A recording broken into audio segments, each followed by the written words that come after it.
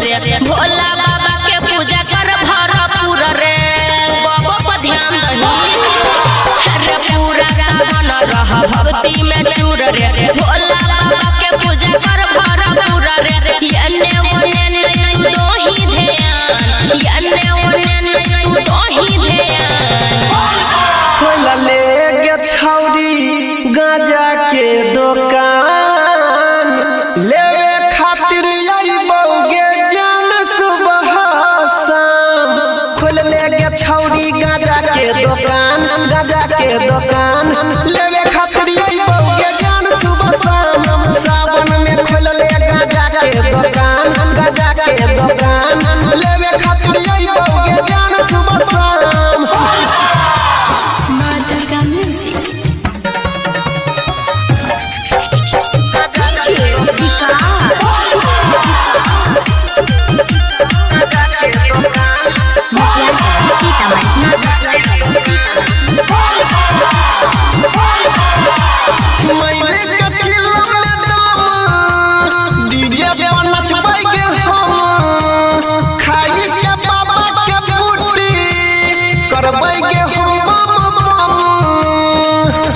ये जाना सुना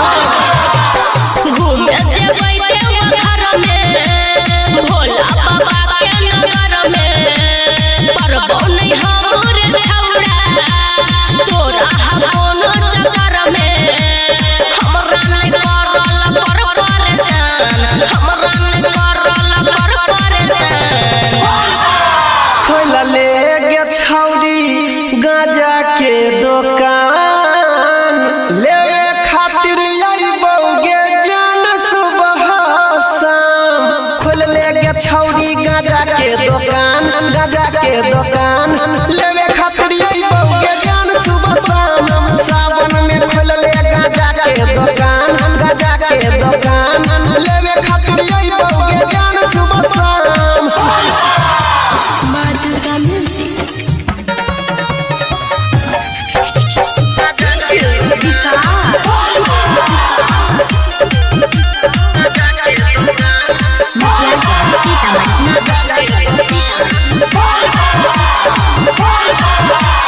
बतिया हमर कोई मान गे खेतो नहीं तोरा नुकसान गे सब कावड़िया ले तो गोड़ी सुन तोरे दुकान गे बाबा के महिमा छै भारी जानै छै दुनिया सारी हम गजा सा होई छै